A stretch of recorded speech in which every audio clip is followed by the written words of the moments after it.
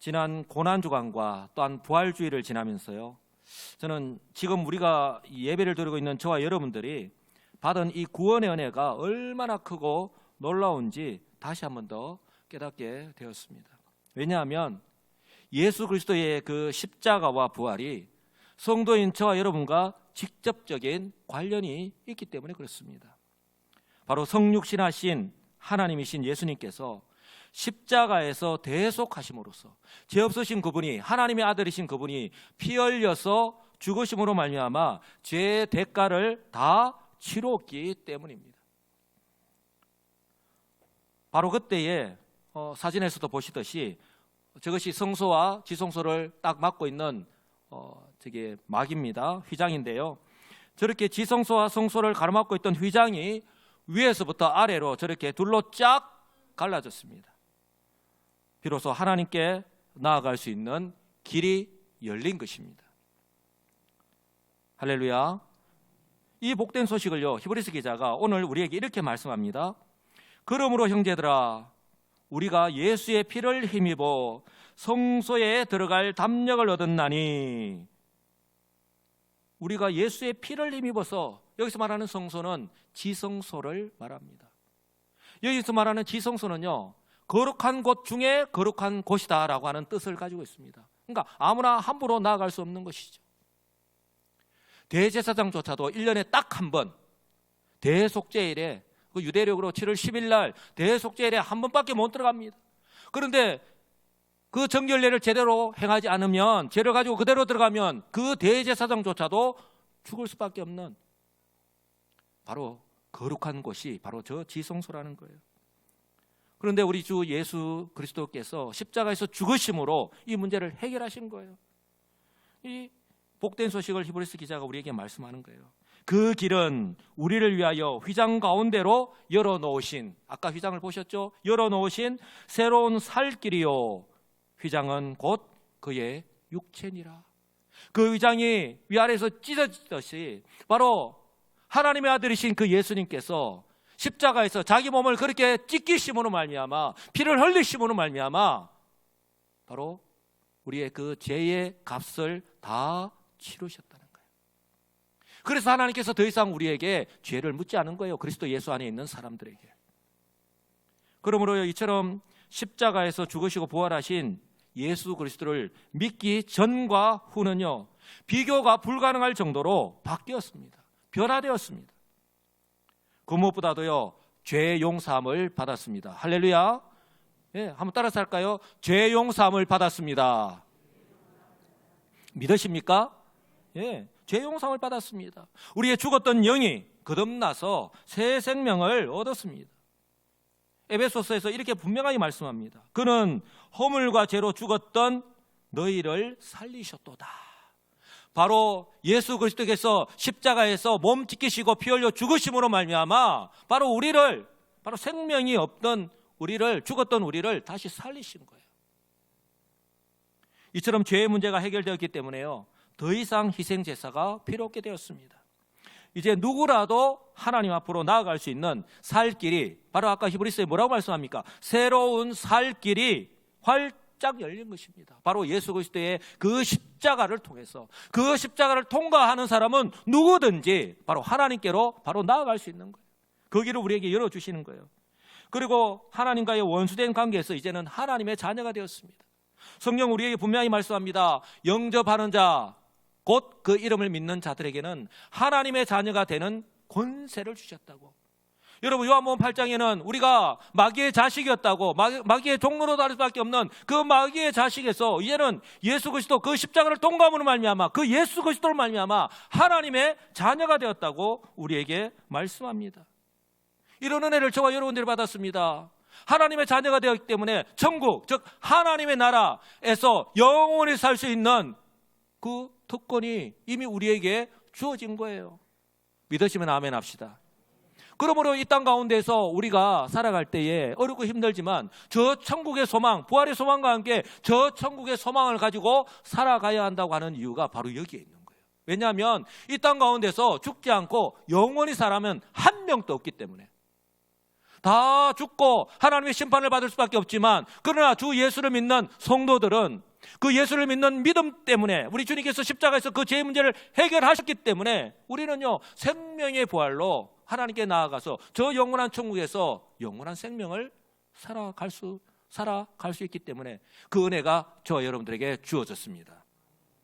그러므로요, 이제 더 이상 죄인으로서 죄 용서를 받기 위해서 하나님께 나아가는 것이 아니라, 바로 구약시대는 그래 했죠. 내 대신 짐승이 대신 죽어야 됩니다. 짐승을 죽여서 각을 떠고 죽여서 피를요 제단에 뿌리고 하나님 앞에 죄 용서를 받을 수 있어요. 그래서 한시적으로 다시 살 수 있잖아요. 그러나 이제는 어떻습니까?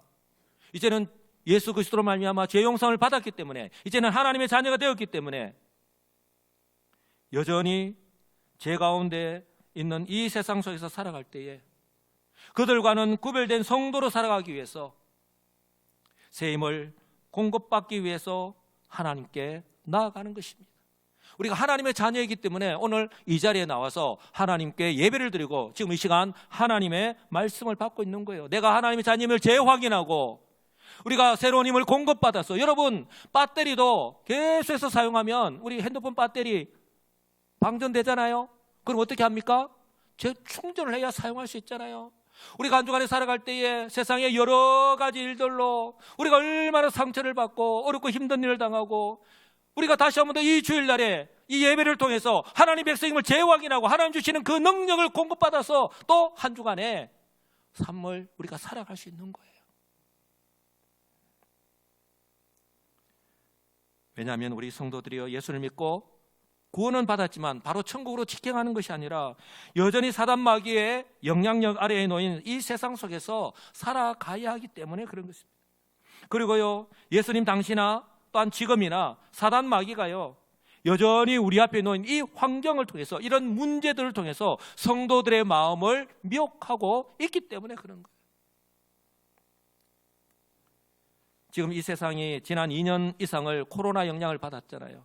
조금 전에 우리 장로님 기도하셨지만 전대미문의 이 코로나라고 하는, 사람들이 역사를 코로나 이전과 이후로 나누어야 한다고 할 정도로 그만큼 이 세상에 영향을 미쳤습니다. 전 세계의 모든 국가와 모든 사람들이 다 영향을 받았습니다. 그래서 코로나 팬데믹이라고 부르는 거예요. 수많은 사람이 죽었습니다. 아직도 수많은 사람들이 병원에 입원하고 있고요, 또한 후유증으로 인해서 고통 가운데 살아가고 있습니다. 우리 교회에도 결코 적지 않은 숫자의 성도들이 확진을 받아서 격리도 하였고 또한 치료도 받았습니다. 지금도 병원에 입원했어요. 치료받고 계시는 분들이 있습니다. 이처럼 아직 코로나의 영향으로부터 완전히 벗어난 것은 아니지만 반가운 소식이 우리에게 들려졌죠. 지난주 월요일부터 마스크 쓰는 것을 제외하고는 사회적 거리두기가 완전히 해제되었습니다. 그래서 지난 주중에 제가 점심시간에 몇 군데 식당에 가보았습니다. 식당들마다 차이가 있겠지만 제가 가본 그 식당들은요, 이전과는 분위기가 완전히 달라진 것을 느낄 수가 있었습니다. 테이블 사이에 가로막고 있던 가림막이 치워졌고요, 또한 많은 사람들이 그렇게 대화를 하면서 웃으면서 즐겁게 식사하는 모습을 또한 볼 수 있었습니다. 제가 그 식당의 주인도 아닌데 이 모습을 지켜보는 저 역시도 정말 기분이 좋았고요, 참 감사했습니다. 이제는 정말 하루속히 이 마스크도 벗는 그날이, 정말 코로나 이전의 모습으로 빨리 돌아가는 그날이 속히 오게 되기를 기대하면서 기도합니다. 그런가 하면요, 우리 교회에도 또 기쁜 소식이 들려졌죠. 교회도 이제 주일 예배를 드릴 수 있는 인원의 제한이 없어졌습니다. 그동안 우리 사회적 거리두기에 따라서 70%, 50%, 30%, 20% 완전히 비대면으로 예배를 드리는 거 우리가 이미 경험했잖아요. 그러나 이제는 코로나 이전처럼 자유롭게 모일 수 있고, 또한 모임 또한 할 수 있습니다. 식당에서 식사도 할 수 있습니다. 그래서 우리 교회에서도 잘 준비해서 다음 주부터 5월 첫째 주부터 식사를 할 예정입니다. 얼마나 감사한지 모릅니다. 그런데요, 교회는 이제 풀어야 할 숙제가 남아 있습니다. 코로나 해제가 되었다 해서 모든 것이 다 해결이 되는 것이 아니라는 것이죠. 이처럼 2년 이상을 우리의 삶을 제한하였던 사회적 거리두기는 해제가 되었습니다. 그러나 그렇다고 해서 성도들의 마음과 생각과 또한 삶의 모습이요 코로나 이전의 모습으로 저절로 회복되지 않는다는 사실이죠. 왜냐하면 2년 이상의 시간 동안 코로나의 영향을 받았기 때문입니다. 코로나로 인해서 변화된 삶의 환경에 익숙해졌고 어느새 습관이 되어서 그것이 좋은 습관이든 그것이 나쁜 습관이든 어느새 습관이 되어서 자신의 삶의 자리를 잡았기 때문이에요. 여러분, 저와 여러분들이 매일 아마 자기의 습관대로 움직일 거예요. 자고 일어나면 화장실에 가는 분들, 자고 일어나면 신문부터 보는 분들 아마 그 습관대로 아마 움직일 거예요. 그 습관으로 자리 잡기도 힘들지만 그 습관에서 다시 바꾼다는 것 역시도 사실 쉽지 않은 거잖아요. 이처럼 사단 마귀는요, 이 코로나 팬데믹이라고 하는 절호의 기회를 놓치지 않고 우리 성도들이 교회 중심의 삶을 살아가지 못하도록 우리 성도들의 마음에 불안감을 심어주었어요. 과도한 불안감을 심어주었잖아요. 코로나 걸리면 죽는다. 교회 가면 코로나 걸린다. 큰일 난다. 교회 가면 안 된다. 또한 비대면 예배라는 말을 이제는 익숙하게 사용하고 있을 정도로요, 주일에 모든 성도들이 한 자리에 모여서 하나님을 예배하고 이 교제하는 것에서 멀어지게 한 거예요. 이런 측면에서 볼 때에 사단 마귀의 고도의 전술 전략이 어느 정도 성공하지 않았나 싶습니다. 왜냐하면 이처럼 이제 코로나의 영향이 어느 정도 우리에게서 서서히 이렇게 멀어지고 있고 사회적 거리두기가 해제되었지만 조금 전에도 말씀을 드렸지만 그런 습관에 자리 잡고 있는 습관의 영향들 아직도 결코 적지 않은 우리 성도들이 그럼에도 불구하고 그 자리에 머물러 있기 때문입니다. 이와는 반대로요, 이처럼 코로나 팬데믹이라는 환경이 우리에게 딱 펼쳐졌을 때에 교회와 성도들 역시 이 시대의 교회와 성도를 향하신 하나님의 뜻이 있다는 사실을 깨닫고 코로나 팬데믹이니까 전 세계의 모든 사람들이 다 영향을 받고 있으니까 여기에도 하나님의 뜻이 있다는 사실을 깨닫고 대처를 해야 되는데 이마저도 결코 쉽지 않았다고 하는 것 저와 여러분들이 경험하였잖아요. 이런 측면에서 볼 때에 이번에 이 사회적 거리두기의 해제는요, 회복을 위한 그런 기회가 우리에게 주어진 것인 줄 분명히 믿습니다. 그러므로요, 지금 우리가 해야 될 것은 이 기회를 놓치지 않고 저와 여러분들 한 사람 한 사람이 다시 그것도 빨리 우리가 회복해야 할 모습이 무엇인지 그리고 어떤 모습을 이제 견지하면서 살아가야 하는지 깨닫고 다시 행하는 그런 지혜로운 성도들이 되어야 할 줄 믿습니다. 이런 성도들이 되시기를 주님의 이름으로 간절히 축복합니다. 저와 여러분들이 이렇게 할 수 있는 근거 또한 이렇게 해야 하는 이유는요, 바로 그리스도 예수 안에서 저와 여러분을 구원하신 하나님, 그 하나님께서 신실하시기 때문입니다. 우리가 하나님을 우리가 잘 모른다면 우리는 하나님을 아는 만큼 믿을 수 있는 거거든요. 우리가 하나님을 잘 모르면 제대로 믿지 못하면 우리들의 신앙생활 역시 그 영향을 받을 수밖에 없습니다. 그리고 지금까지 그렇게 신앙생활을 하고 있는 거예요. 여러분, 성경은요, 창세기부터 시작해서 요한계시록까지 일관되게 그리고 분명하게 말씀하고 있는 것이 인류를 죄와 죽음으로부터 구원하기 위해서 그 모든 계획들이 바로 하나님의 섭리 가운데에서 이루어졌다라고 하는 사실을 분명하게 말씀합니다. 하나님의 섭리 가운데에 아브라함을 부르셨습니다. 그리고 이스라엘의 구원을 약속하셨습니다. 그리고 하나님의 때에 애굽에서 430년간 종살이하던 이스라엘 민족을요, 모세를 구원의 도구로 세우셔서 유월절이라고 하는 하나님의 방법으로 구원하셨습니다. 여러분, 제가 이 유월절이라고 하는 하나님의 방법이라고 말씀을 드렸습니다. 애굽에 종살이를 하고 있습니다. 모세가 그 바로에게 가서 아무리 경고를 해도 그들이 듣지 않습니다. 9가지의 재앙을 다 통과했는데 이제 마지막 재앙이 남은 거예요. 여러분, 어린 양을 잡아서 피를 그 이스라엘 백성들이 사는 집의 문설주에 발랐습니다.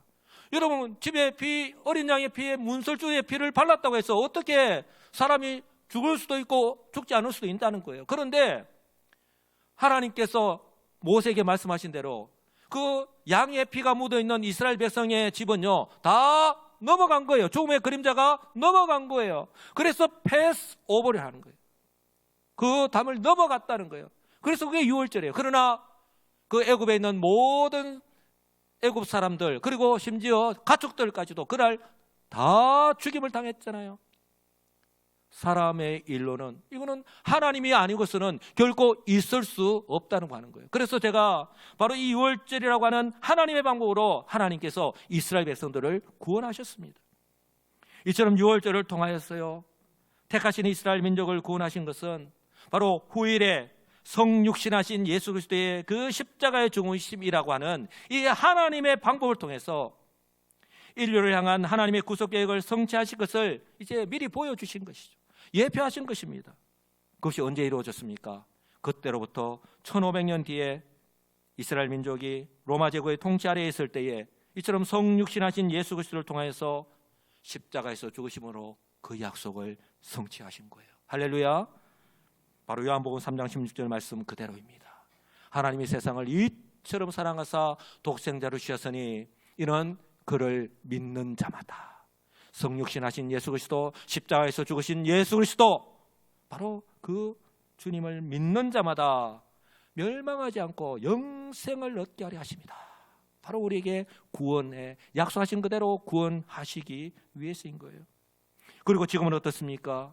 지금은 이처럼 그리스도 예수 안에서 구원받은 하나님의 백성인 바로 이 교회를 통해서 이 복음을 전하고 선포하는 위대한 사명을 맡기신 거예요. 그래서 이것이요 2000년 이상 교회가 존재하고 있는 이유입니다. 여러분은 역사 이래로 지금까지 계속해서 전쟁이 쉬지 않고 계속되었습니다. 얼마나 많은 나라들이 망하고 얼마나 많은 사람들이 죽었습니까? 또한 우리 질병, 특히 14세기에 유럽에서 흑사병, 패스트 아시죠? 그때 그 패스트로 얼마나 많은 사람들이 죽었습니까? 그리고 지난 2년 이상을 이 코로나 팬데믹이라고 하는 이 전염병 때문에 얼마나 수백만 명이 죽었잖아요. 지금도 죽어가고 있잖아요. 그 영향 가운데에서도 하나님은요 교회를 지키고 보호해 주셨습니다. 바로 하나님께서 지금도 교회를 통해서 구원 역사를 이루어가고 계신다고 하는 증거입니다. 왜요? 한번 따라서 할까요? 교회는 하나님의 교회이기 때문에. 할렐루야. 교회는요 하나님의 교회예요. 사람으로부터 시작해서 인위적으로 시작한 것이 아니잖아요. 하나님께서 바로 우리를 구원하신 그 하나님의 백성을 통해서 하나님께서 어떻게 구원 역사를 이루어 가신다라고 하는 것을 보여주시는 것이 바로 하나님의 교회입니다. 사람이 주인인 교회가 아닙니다. 하나님의 주인인 교회입니다. 그러므로요 시대가 바뀌고 환경의 변화가 아무리 있었다 하더라도 이처럼 교회를 향하신 하나님의 사랑은, 하나님의 계획은요 변함이 없는 거예요. 지금도 진행 중이십니다. 할렐루야. 이런 측면에서 볼 때예요, 오늘 우리에게 주시는 이 하나님의 말씀은요 성도로 살아가고 있는 저와 여러분들에게 정말 위로가 될 뿐만 아니라 저와 여러분들이 반드시 회복해야 하는 말씀인 거예요. 제가 회복이라는 말을 썼는데 지금 우리가 회복이라는 말은 우리가 가지고 있던 것을 놓쳐버렸기 때문에 다시 우리가 그것을 갖추는 것을 말하는 거잖아요. 그것도 지금 우리에게 기회가 주어졌을 때 말하는 거예요. 여러분, 기회라고 하는 것은, 기회라고 하는 놈은 뒤에 머리가 대머리라고 합니다. 왜냐하면 기회라는 것은 지나가고 나면 잡을 수가 없어요. 그래서 기회가 나에게 딱 왔을 때 그 기회를 딱 잡아야 되는 거예요. 그 기회를 잡으시는 우리 성도님들 되시기 바랍니다. 두 가지로 요약할 수 있는데요, 하나는 영어로 표현하면 do, 우리가 해야 되는 것. 다른 하나는 don't, 하지 말아야 될 것. 우리가 해야 되는 것, 우리가 살아가면서, 우리가 성도로 살아가면서 해야 되는 것, 바로 그 하나님 말씀대로 우리가 성도로서 행하면서 살아가는 것, 순종하면서 살아가야 되는 것을 말하는 거예요. don't, 우리가 하지 말아야 될 것, 우리가 벗어나야 하는 것, 내려놓아야 되는 것, 지금 현재 우리의 모습 가운데서 우리가 그 두 가지라고 말씀을 드릴 수 있습니다. 먼저 우리가, 저와 여러분들이 해야 되는 것입니다.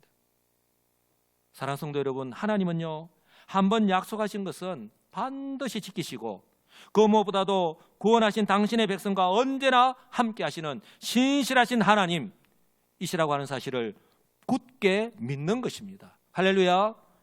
저와 여러분들이 가장 먼저 해야 되는 것이 바로 신실하신 하나님을 믿는 거예요. 그분이 우리를 구원하셨고 구원하신 이대로 네가 알아서 살아라가 아니라 바로 우리는 깨닫지 못하지만 우리와 함께 하시고 우리를 지키시고 우리 언제나 함께 하시는 분, 신실하신 하나님이십니다. 한마디로 표현하면요, 하나님은 바로 자신의 기분이나 감정 그리고 환경에 따라서 시시때때로 변하고 쉽게 변하는 이런 인간과는, 저와 여러분과는 근본적으로 다르다는 거예요. 이처럼 신실하신 하나님이시기 때문에 하나님께서 구속 역사를 성취하셨고요, 바로 저와 여러분들이 구원받은 줄 믿으시기 바랍니다. 이 말씀을 제가 반대로 지금 설명을 드리면 바로 이해가 되실 거예요. 만약에 하나님께서, 만약이라고 말씀드려요, 만약에 하나님께서 우리와 똑같다면 구약의 이스라엘 백성들은 물론이고요, 바로 저와 여러분들 역시 구원받지 못했을 것입니다. 조석 지변이라고 했습니까? 아침 다르고 저녁 다른 게, 지금 다르고 조금 있다 다른 게 우리들의 모습 아닙니까? 그래서 히브리서 기자가 23절에서 이렇게 강조하고 있는 것입니다. 또 약속하신 이는 믿으시니 우리가 믿는 도리의 소망을 움직이지 말고 굳게 잡아야 한다라고 말씀합니다. 약속하신 이가 누구십니까? 바로 우리 하나님이시잖아요. 그 하나님이 믿으시다고 말씀합니다. 여기서 말하는 믿으시다라는 말은 요한일서 1장 9절에서도 우리가 우리의 죄를 자백하면 그는 믿으시고 의로우사라는 말이 나오는데 똑같은 말입니다. 바로 신실하신 분, 바로 우리가 믿을 수 있는 분, 우리가 유일하게 믿을 수 있는 분, 그런 충분한 능력을 가지고 계신 분을 말씀하고 있는 거예요. 그러니 우리가 그 하나님을 향한 그 믿음, 그 소망을 우리가 흔들리지 않아야 되는 거예요. 그래서 그 소망을 굳게 붙잡고 나아가야 하는 이유가 바로 여기에 있습니다. 사랑하는 성도 여러분, 우리 하나님은 우리가 믿어야 할 대상임을 믿으시기 바랍니다. 바로 구약의 이스라엘 백성들이요, 그리고 그리스도 안에서 영적인 이스라엘인 저와 여러분들이 살아갈 수 있는 이유입니다. 저와 여러분들이 찬양으로 그렇게 고백하잖아요. 은혜 아니면 살아갈 수가 없네. 우리가 은혜 아니면, 우리 하나님이 이처럼요 신실하신 하나님이 아니시면 우리에게 은혜를 베풀 리가 없죠. 우리의 모습 그렇게 은혜 베풀 일이 있다고 우리에게 은혜를 베푸시겠습니까? 신실하신 하나님이시기 때문에, 언약의 백성이기 때문에, 내가 구원하신 나의 백성이기 때문에 그렇게 은혜를 베풀어 주시는 거예요. 그러므로요, 지금과 같은 때에 성도인 저와 여러분들에게 더더욱 필요한 것이 이러한 우리 하나님에 대한 이 믿음이 결코 흔들리지 않는 것입니다. 사단 마귀는요, 지금 저와 여러분들 앞에 놓인 환경을 통해서 어떻게든, 그리고 계속해서 시험하고 있잖아요. 그래서 그 시험을 통과하기 위해서는 그 하나님을 굳게 붙잡고 나아가는 거예요. 그래서 히브리서 기자가 22절에서 이렇게 말씀합니다. 더 이상 우리는 바로 그리스도 예수 안에서 구원받은 성도는 사단 마귀에게 마음을 뺏긴 채로 종노를 하면서 살아가는 존재가 아니라 이제는 죄와는 상관이 없는 하나님의 자녀가 되었다는 사실을 확실하게 믿어야 된다는 거예요. 그 확실하게 믿는 그 믿음 위에서 한번 따라서 할까요? 참마음과 온전한 믿음으로, 참마음과 온전한 믿음으로 지금 현재 나에게 기회가 주어졌을 때에 주저하거나 또한 망설이지 마시고 우리 하나님께 좀 더 가까이 나아가야 한다고 그렇게 지금 우리들 향해서 권면하고 있는 거예요. 참마음과 온전한 믿음으로, 우리가 어떻게 참마음과 또한 온전한 믿음으로 나아갈 수 있습니까? 하나님께서 우리에게 주신 이 하나님의 말씀, 성도에게 주어진 특권인 이 기도를 통해서 날마다 성령의 그 위로하심, 성령의 그 인도하심을 따라서 우리가 온전히 순종하며 나아갈 때에 우리가 그렇게 살아갈 수 있을 줄 분명히 믿습니다. 이처럼요, 성도인 저와 여러분들이 가장 우선적으로 회복해야 하는 것이 바로 교회 중심의 신앙생활을 하는 거예요. 교회 중심의 신앙생활. 그 이유는요, 첫째는 바로 시기적으로 그렇습니다.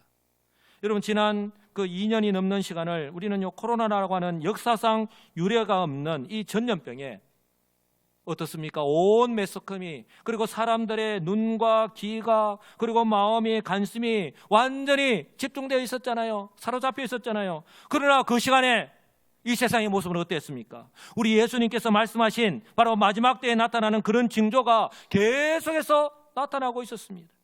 그리고 지금도 마찬가지잖아요. 세계 도처에서 기후의 위기가 현실로, 그것도 아주 실질적으로 우리 가까이에서 나타나고 있습니다. 제가 얼마 전에 한 2주 전입니다. 2주 전에 공영방송을 통해서 다큐멘터리를 보았습니다. 근데 지금 지구온난화 현상 때문에, 지구온난화 현상, 우리 지구가 둥글잖아요. 그러니까 지구온난화 쉽게 설명하면 이 둥근 우리 지구가 이렇게 뜨겁게 데워지고 있다고 생각하시면 돼요. 이 지구온난화 현상 때문에 북극의 얼음이 계속해서 녹고 있다는 사실을 이미 잘 알고 계실 거예요. 그런데 문제는 이 때문에 나타나는 현상입니다. 바로 북극이 생존지인 이 북극곰이 먹을 양식이 없으니까, 이 환경의 변화로 먹을 양식이 다 죽어버리고 없어진 거예요. 먹을 양식이 없으니까 그 북극에서 살아야 될 이 북극곰이 양식을 구하기 위해서 내륙으로 내려온 거예요.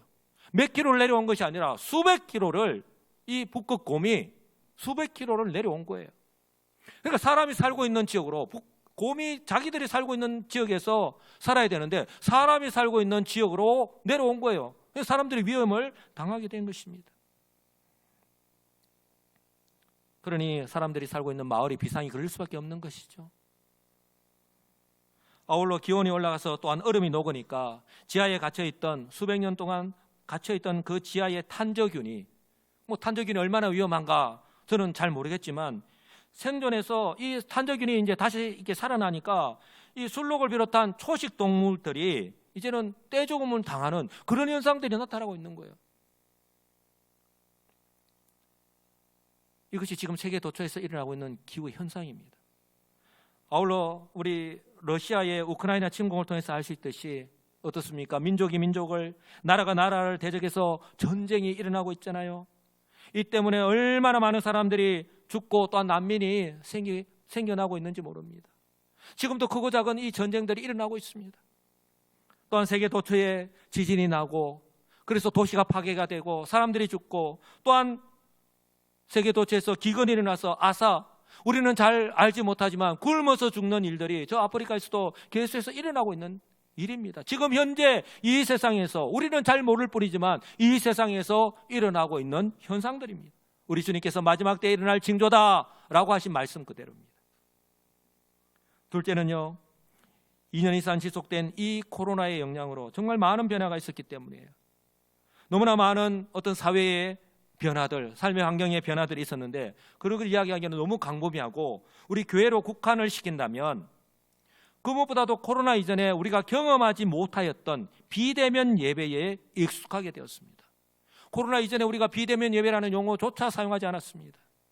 이 때문에요, 이러한 모습이 성경적이냐 아니면 바람직한 예배의 모습이냐 라고 하는 것과는 상관이 없이 2002년이라고 하는 시간이 지나는 가운데에 이제는 굳이 우리 성도들 가운데요, 굳이 교회에 모여서 꼭 예배를 드려야만 하나 라고 생각하는 성도들이 점점 많아지고 있고요. 그리고 이미 많은 성도들 가운데 이미 그런 마음들이 자리 잡고 있다라고 하는 사실입니다.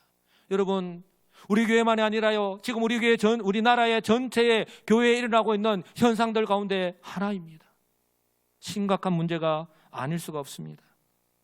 제가요, 단언코 말씀을 드립니다. 이것은요, 하나님의 뜻도 아니에요. 성경적이지도 않을 뿐만 아니라 성도의 바람직한 자세도 아닙니다. 성도를 어떻게든 하나님으로부터 멀어지게 하기 위한, 가능하면 최소한의 거리만 유지하게끔 하는 사단마귀의 고도의 전술 전략이라고 하는 거예요. 목숨만 붙어 있게 하는 거예요. 너 지금도 잘 살고 있어. 뭘 그렇게 열심히 하려고, 뭘 그렇게 기도하려고, 뭘 그렇게 말씀을 읽으려고, 뭘 그렇게 매주일마다 그렇게 교회를 가려고. 사단마귀가 그렇게 지금 우리들의 생각과 마음을 사로잡는 거예요. 우리를 위해서일까요? 우리를 죽이기 위한 거예요. 하나님부터 점점 멀어지면 어떻게 됩니까? 하나님의 생명력으로부터 우리가 점점 멀어질 수밖에 없잖아요. 그러므로 만약에 우리 성도들 가운데에요, 이런 마음이 있다면 정말 심각하게 생각하셔야 됩니다. 왜냐하면 성도에게 있어서 예배는 곧 생명이고 바로 구원받은 성도에게만 주어진 특권이기 때문입니다. 그래서 제가 매주일마다 예배를 시작할 때 말씀을 드리지만 우리 성도들이 이 주일에, 이 거룩한 주일에, 주님께서 부활하신 이 거룩한 주일에 한 자리에 모여서 우리 하나님을 예배할 수 있음이 은혜요 복인 줄 믿으시기 바랍니다. 그래서 초대교회 성도들이요, 그 부활하신 주님을 경험하고 난 뒤에, 성령 임하고 난 뒤에 매일 그들이 모이라고 말하지 않았는데도 그들이 모여서 우리 하나님을 예배하였던 거예요. 여러분, 이 특권을 세상에 빼앗기지 마시기 바랍니다. 특권이에요. 아울러 우리가 이 기간 중에 우리 성경 공부와 구역 모임을 비롯해서 모든 소모임들이 다 중단이 되었잖아요.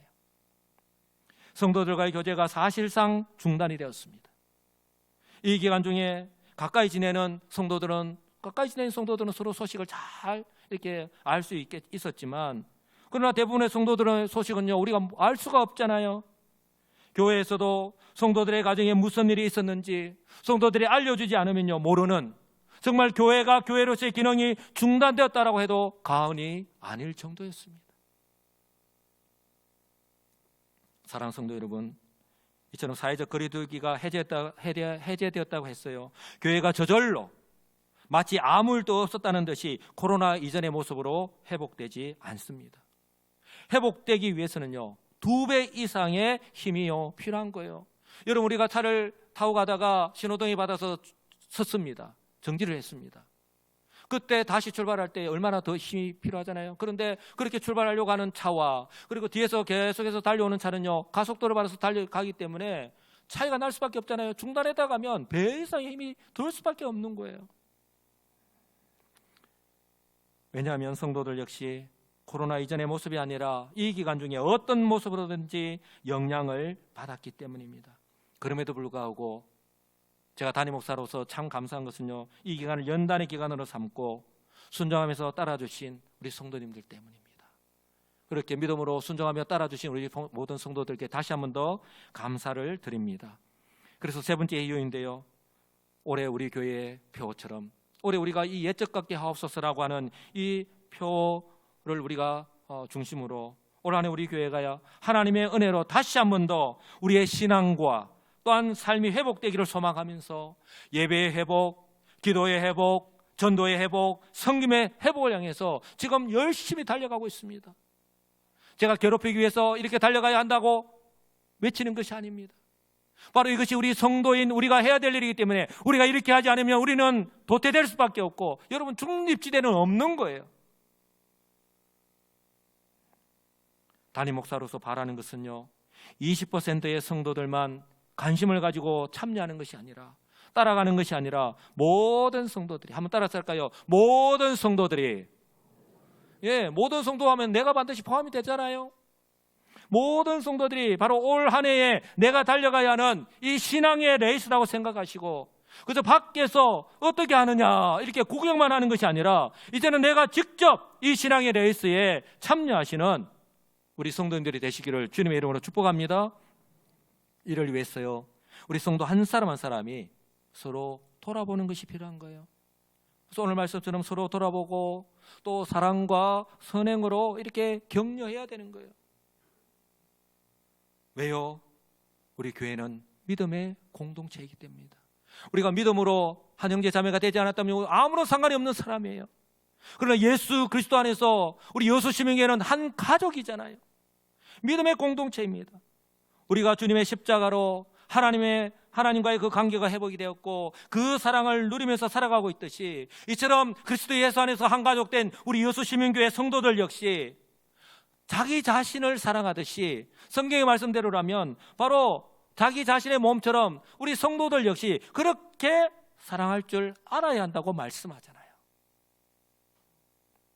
제가 항상 말씀을 드리지만요, 사람들은요, 자신의 마음 가운데 있는 것이, 자신의 이 마음 가운데 있는 것이 자신의 입술을 통해서 나오고요, 자신의 삶의 모습을 통해서 나타나게 되어 있습니다. 저는 이것을 믿음이라고 표현을 하고 싶습니다. 그러므로 지금 우리에게 필요한 것은요, 내가 먼저, 한번 따라서 할까요? 내가 먼저. 지금 우리에게 필요한 것은 내가 먼저 겸손하게 다른 성도들을 섬기는 것입니다. 때로는 말 한마디로 위로해 주시고 칭찬해 주시고 격려해 주시고 세워 주시고, 그리고 다가가서 따뜻한 손을 내밀어서 잡아주는 거예요. 힘들지? 손을 잡아서 일으켜주는 거예요. 그리고 함께 가자 이야기해야 되지 않겠습니까? 그리고요, 우리의 작은 섬김을 통해서 주님의 사랑을 나누는 것입니다. 예를 들어서 우리 여수는 갓김치가 유명하잖아요. 여수하면 갓김치 아닙니까? 제가 우리 교회에 와서 6년 동안 갓김치를 얼마나 많이 먹은지 모릅니다. 성도님들이 저를 사랑하셔서 이분 저분이 갓김치를 담가주셔서 얼마나 갓김치를 맛있게 잘 먹는지 모릅니다. 그리고 제가 나가면요, 만나는 분들마다 다른 도시에 가면 제가 여수 갓김치 전도사입니다. 갓김치 얼마나 맛있는지 모릅니다라고 자랑하고 또 선물도 얼마나 많이 보낸지 몰라요. 무슨 말씀을 드리고자 하냐면, 우리 성도님들이 이렇게 김치를 담궜을 때에 비록 적은 양이라 할지라도요, 아이고 내가 오늘 김치 담갔는데 맛있는지 모르겠다 하면서 그 김치를 나눠주는 거예요. 그 김치 갓김치 담궜다고 좀 이만큼이라도 가져와서 나누는데 아니 나 안 먹어요 가세요 하는 성도가 어디에 있습니까? 그리고 저는 또 개인적으로 전을 굉장히 좋아합니다. 전, 찌짐이, 부침개 아시죠? 전을 참 좋아하는데, 그래서 우리가 우리 이제 이수일 집사님 또 박홍자 집사님이 운영하시는 햄버거 하우스에 이제 한 번씩 이렇게 식사를 갈 때에 우리 집사님이 전을 얼마나 맛있게 부쳐주시는지 몰라요. 부추전, 그 다음에 호박전 이렇게 부쳐주셔가지고 우리 교육자들이 얼마나 맛있게 먹는지 모릅니다. 이렇게 우리 가정에서 혹 우리 성도님들도 이렇게 전을 부쳐 때가 있잖아요. 이렇게 전을 부치다가 아이고 내가 갑자기 전이 부치는데 이렇게 네가 생각이 나가지고 내가 이렇게 가져왔다고, 맛있는지는 모르겠지만 나눠 먹자라고 이렇게 나누는 거예요. 사랑하는 성도 여러분, 이처럼 사랑은요, 관심과 그리고 현재 나의 위치에서 내가 할 수 있는 그런 작은 것부터 섬기고 나누는 것입니다. 저는 이런 모습들이 우리 교회에서 구역에서 나타난다면 아직도 망설이고 있는, 아직도 연약한 가운데에 정말 힘들어하고 있는 우리 성도들이 위로를 받고 정말 회복이 될 줄 분명히 믿습니다. 이것이 바로 우리 성도들이 교회 중심의 신앙으로 회복할 수 있는 그런 큰 밑거름이 되지 않을까 싶습니다. 성경 역시 지금과 같은 때를요, 마치 예견이라도 하듯이 모이기를 피하는 어떤 사람들의 습관과 같이 하지 말라고 우리에게 분명하게 말씀하잖아요. 사랑하는 성도 여러분, 물고기는요, 물속에 있을 때에 가장 자유롭고요, 그렇게 생명력이 있잖아요. 물고기는 이 물을 떠나는 순간 자유가 아니라 죽음이잖아요.